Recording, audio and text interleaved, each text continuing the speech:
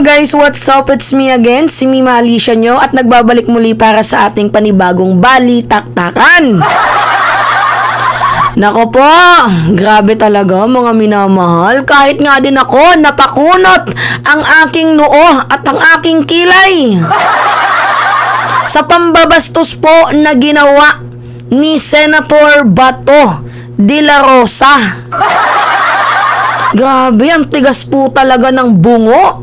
Ang tigas ng bones ni Mr. Bato. Sobra. Bukod sa matigas, bastos pa talaga. Pinamukha niyang napakabastos. Napakabastos niyang tao. So, ganito kasi yun, guys. Meron po kasing naganap na interview. Oo, interview mga minamahal. Na kung saan itong si Senator Bato de la Rosa ay tinanong kung nagbago na nga ba ang kanyang isip, kung dadalo ba siya dito nga po sa hearing ng Quad Committee. So, ano-ano yung Quad Committee na yon, yung apat na yon?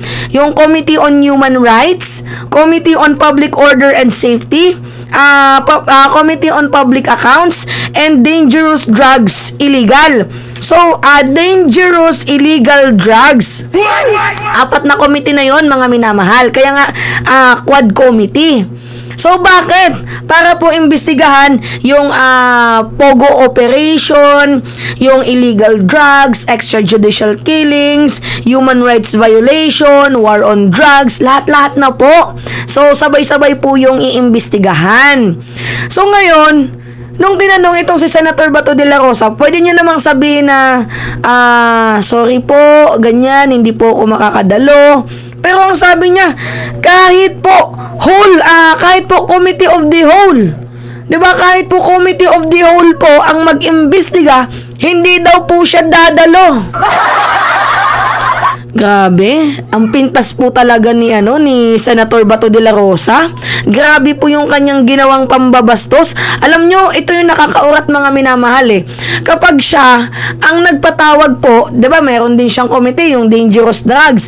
Pag siya po ay nagpatawag sa Senado, gusto niya po umattend yung mga resource person. Gusto niyang umattend mga minamahal, ora mismo. 'Di ba? Tapos siya pa yung may gana, hindi, I will cite you in contempt. Diba? Ganon si Senator Bato de la Rosa. Ngayon naman, na sa mismong ora niya, pinapadalo siya, hindi daw po siya dadalo mga minamahal. Hindi niya daw po sisiputan yung issue sa extrajudicial killings, sa human rights violation, sa drug on war nila ni former President Duterte, na sila naman po yung nag-implement ni Digong. Hindi niya daw po dadaluhan mga minamahal. So, ano yung reason ni Bato kung bakit hindi niya dadaluhan? Ay guys, ginagawa niya na lang reason yung interparliamentary courtesy. Kasi ayaw niya daw pong bastusin ang institusyon ng Senado. Ay pinaliwanag na yan paulit-ulit ni Senator Chis Escudero. Ang sabi ni Senator Chis Escudero, yes, meron tayong interparliamentary courtesy. Pero nasa sasayo yan kung a-attend ka ba or hindi. Kaso itong si Bato de la Rosa, pinipilit niya talaga na hindi siya a-attend kasi nga ayaw niya daw pong mabastos ang interparliamentary courtesy. Ayaw niya daw pong bastusin ang institusyon ng Senado. Well, mga minamahal, sa totoo lang mismong Senate President na natin ang nagpaliwanag. Nasa sayo yan kung a-attend ka or hindi kasi wala naman pong bawal. Kaso ginagawa niya na lang po yung palusot. Alam niyo, ito yung masakit mga minamahal, no? Pag siya yung nagpapatawag ng hearing, ora mismo, gusto dumalo. Pero ngayon na siya yung pinapatawag, hindi man lang maka-respond. Alam niyo mga minamahal, yung una niyang rason, last month, nung tinanong siya na kung bakit hindi daw po siya dadalo sa mga hearing na yan. Ito mga minamahal, ito yung sagot niya noon. Basahin natin tong article na to Chis says Bato can decline invite to AJK hearing. Kasi ang ginawa niyang palusot noon, si Senator Chis Escudero, si Senate President. Kasi sinabi daw po sa kanya, ang ingay ng mga kapitbahay dito. Sinabi daw po sa kanya ni Senate President Chis Escudero na hindi, huwag kang dumalo kabastusan yan sa ating institusyon. Yan po yung sabi ni Bato de la Rosa na inutusan siya mismo ni Senate President na wag daw pong dumalo. Pero it turns out, dininay po yun ni Cheese. Sabi niya, wala pong katotohanan yun. Masyadong malabis ang bibig ni Bato de la Rosa. Wala daw pong katotohanan yun kasi siya na mismo ang nagsabi na pwede kang dumalo, nasa sayo lang kung dadalo ka or hindi. Dininay niya po yun. Kasi ang sabi mismo ni Bato de la Rosa, wala daw siyang plano na dumalo. Tapos ginawa niya pang palusot si Senate President Cheese Escudero. Meron tayong video mga minamahal na kung saan si Cheese ay nagsalita. Wait lang. Dininay yun ni Cheese eto, nakita ko. Meron nga tayong video. O, tingnan nyo Last month pa to. Hinanap ko to Ito. De la Rosa also said he is just following Senate President Cheese Escudero's advice of not attending the hearing. However, Escudero denied this. He said De la Rosa just told him that he has no plans to accept the House's invitation. Oh, narinig niyo yan mga minamahal? Wala talaga siyang plano na dumalo sa House invitation. Bakit? O sino ba naman yung dadalo dyan masusunog ka. Re-electionist ka pa naman. Diba? Hindi siya dadalo dyan kasi alam niyang masusunog siya mga minamahal. Alam niyang masisira yung reputasyon niya. Alam niyang gigisahin siya, susunog. Actually, mga minamahal, mas madami pang magagaling mag-imbestiga dyan sa House kaysa doon sa Senate. Alam niyo kung bakit? Si Roque dyan nasunog sa House. Oo, dyan nasunog sa House. Sino yung sumunog sa kanya? Si Johnny Pimentel. Diba? Madaming magagaling mag-imbestiga dyan sa House. Kung kaya't alam ni Bato de la Rosa na masusunog siya, so bakit nga naman niya ilalagay sa kapahamakan ang kanyang sarili? Diba? So wala talaga yung planong umaten. Ginagawa niya na lang po talagang reason yung interparliamentary courtesy. Reason niya na lang yun. Pero yung totoo dun mga minamahal, ayaw niya talagang dumalo. Dahil una-una si Digong hindi din dadalo. Diba? So rason niya pa. Kung si Digong ang dadalo din daw siya. So wala talaga siyang sariling lakas. Diba nakabase lahat sa sa matandang hukluban na si Digong. Diba nakabase sila lahat doon kay demonyo. Alam mo Bato de la Rosa, you should respect the Senate and the House also. Respetuhin mo, galangin mo ang institusyon ng Senado. 'Di ba? Resource person kailangan Di ba pasabi-sabi ka pa noon, go ahead Trillanes, make my day. Di ba pasabi-sabi ka pa doon, ngak-ngak ka ng ngak-ngak, ICC ka ng ICC. Sige, kahit ikaw pa mag-post sa akin. Di ba? Sinabi mo yan mismo. Sinabi mo yan mismo. Tapos ngayon, gagamitin mong rason yung interparliamentary courtesy para hindi ka dumalo at matakasan mo yung hearing. Alam mo Bato de la Rosa, sinasayang mo yung pagkakataon na linisin yung sarili mo. Sinasayang mo ang pagkakataon na i-defend yung sarili mo. Linisin mo ang sarili mo kung totoong malinis ka. Patunayan mo kung totoong malinis ka. Kaso alam nyo guys, mahirap nga namang dumalo talaga itong si Bato de la Rosa, lalo pat alam niya sa sarili niya na meron talagang committed crimes nung panahon nila.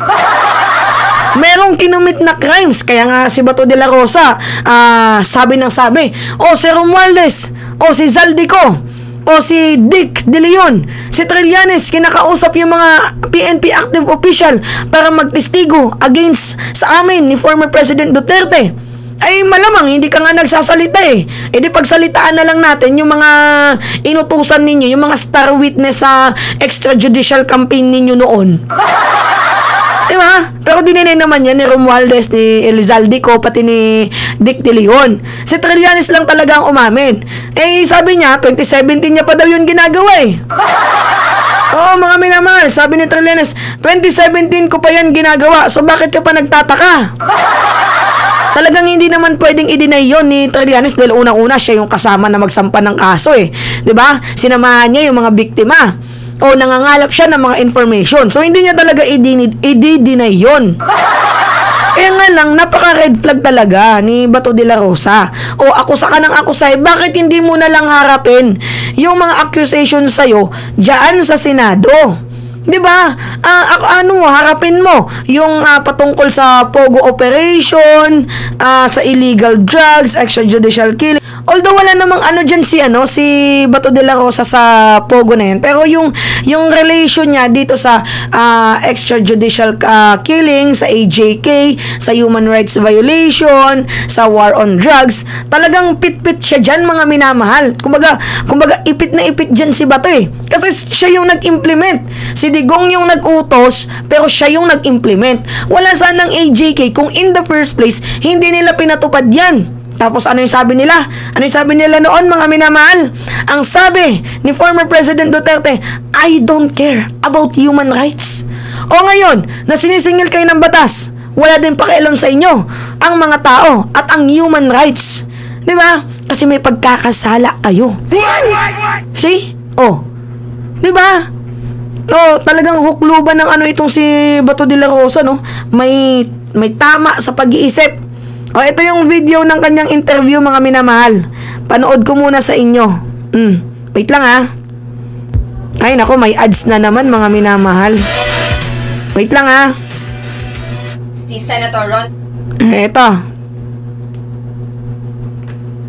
Bato de la Rosa, ang chairperson ng Senate Committee on Public Order and Dangerous Drugs, na makakasama na po natin ngayong 6:17 a.m. Good morning po, Senator. Good morning, Sen. Good morning sa inyo, Christian at Victoria, sa ating mga taga-subaybay. Good morning po. Salamat po sa Opo. pagising ng maaga. Sir, thank you ha. Salamat Thank you po po. ng marami. Yes. Opo. Sir, No problem. una sa lahat, nagbago na ba ang inyong isip? Any chance po kung dadalo po kayo doon sa ipapatawag nga pong hearing ng House Quad Committee? Alam mo, Victoria, sabihan mo sila kahit na sabihin nilang Committee of the Whole, kahit na yung buong lower house na, kahit na Committee of the Whole ang mag-imbita sa akin, hindi pa rin ako pupunta. On the grounds that I don't... Kahit Committee of the Wholes pa yan, hindi siya dadalo. Bakit? want to become the president in violating the tradition of interparliamentary courtesy of both houses of Congress. See? Ginawa niyang rason yung interparliamentary courtesy. Wala talaga. Yan na lang. Pasalamat siya. Meron siyang alas. 'Di ba? Kasi tradisyon na daw po yun ng dati pa. So ngayon, yung pinakapunto natin dito, sinabi na yan ni Cheese, pinaliwanag na nga, nasa sayo yan kung dadalo ka or hindi. 'Di ba? Kaso yung choice niya, hindi dumalo kasi reason niya na nga lang na hindi talaga siya atin kasi yung pinaka-punto talaga dito, ayaw niyang dumalo kasi alam niyang masusunog siya. Ayaw niyang dumalo kasi alam niyang maiipit siya. Yun naman talaga yun, mga minamahal. Sus, niwala kayo dyan kay Bato. Ngak-ngak, Batoy. Diba? Wala yan, mga minamahal. Hindi yan talaga dadalo kasi alam niyang maiipit at masusunog siya. Yun yung totoo dyan. Sino ba naman yung mag-iisip na dadalo in the first place? Kung alam mong ikaw ay makukunot, masusunog, masisira yung reputasyon, mayuyurak ang pagkatao mo, malalaman ng sambayan ng Pilipino yung totoo. Malamang tatakasan niya yun. Re-electionist siya Re-electionist itong si Senator Bato de la Rosa. Malamang sa alamang, tinimbrihan na yan siya ni Digong. Di ba, wag kang dumalo, wag tayong dumalo. Sabi pa nga, sa kasabihan, same feather flocks together. Yeah, ang parehas na talagang ganun talaga yung gawain. Pero para lang naman sa akin, mga minamahal, kung talagang meron kang respeto at kung talagang inosente ka, then prove it. Di ba, patunayan mo sa papaanong paraan dumalo ka, harapin mo yung mga aligasyon sa'yo, yung mga bintang sa'yo, para ka lang ding si Kibuloy. Di ba? Hindi humarap, no show. Bakit naman ganun yung mga dilis? Dati ang lakas-lakas niyong manggipit. 'Di ba? Hindi niyo pa dinadaan sa due process. Tapos kayo, pasalamat nga kayo, dinadaan kayo sa due process. Tapos ngayon, ay ngak-ngak pa kayo ng ngak-ngak. Ang dami niyo pang cheche boreche. Ay, wag ganon. 'Di ba? Patunayan mo na inosente ka. Pribilehiyo mo yan Pagkakataon mo yan para i-defend yung sarili mo. Hahayaan mo na lang ba yung iisipin ng mga tao ay talagang mamamatay tao ka? Well, totoo naman. Diba? Pero gusto sana natin marinig yung kanyang side. Eh, wala eh. Ayaw dumalo. Eh, anong magagawa natin? O, choice niya yan. Sige. Okay. Tingnan natin kung hanggang saan niyang makakaya ninyo. Diba? O, anyway. Yun po, guys. Parang pinapatunayan ni Bato yung silent means yes, no? Diba? O, hindi siya dadalo. Ibig sabihin, totoo yung mga aligasyon. Anyway, it's me again, si Mima Alicia nyo, at nagbabalik ulit para sa ating panibagong video.